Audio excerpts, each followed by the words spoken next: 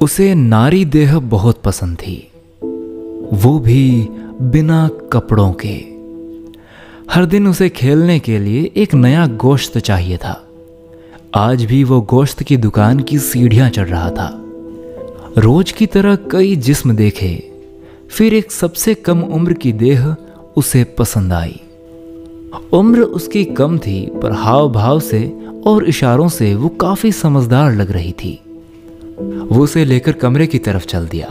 कमरा भी ऐशो आराम वाला था, क्योंकि उसके पास पैसों की कमी नहीं थी। वो लड़की से बोला, तुम्हें आज पहली बार देख रहा हूँ। हाँ साहब, कल ही मेरा सेठ मुझे यहाँ लाया है। अब देर मत करो साहब, और भी कस्टमर आने वाले हैं। इतना कहकर उसने अपने शरीर से दीवार बंद रहे कपड़ों को अलग कर दिया और वो किसी भूखे कुत्ते की तरह झपट पड़ा, जैसे उसकी आत्मा वासना के गंदे सागर में मिलने के लिए बेताब थी। थोड़ी देर में उसने अपनी मृग तृष्णा शांत कर ली। जब उसकी आंखों से वासना का खुमार कम हुआ तो कमरे में भी नजर दौड़ाई। पलंग के बराबर टेबल पर एक फोटो देखते ही उसके पैरों से जमीन खिसक गई। वो जड़ सा उस फोटो को देखता रह गया। उस फोटो में उसकी बेटी और उस घर में काम करने वाली आया का फोटो था, जो करीब 15 साल पहले उसकी बेटी को घर से उठाकर भाग गई थी।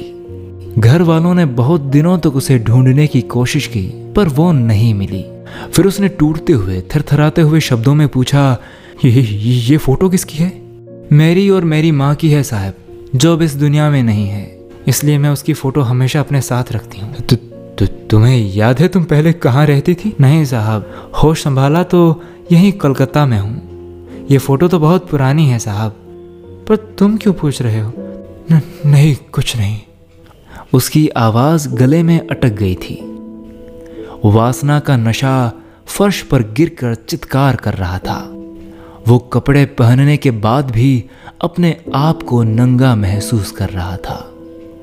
आज उसे दुनिया की हर लड़की जिसे वो अपना खिलौना बना चुका था, उसमें आज उसकी अपनी बेटी भी खड़ी दिख रही थी। सैलाब उतर जाने के बाद अब वहां सिर्फ कीचड़ ही कीचड़ था।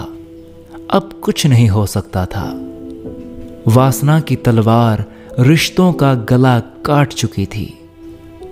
वो अपना कृत्य किसी को भी नहीं बता सकता था। अब वो भारी कदमों से वही सीढ़ियां उतर रहा था जिन पर वो उड़कर गया था।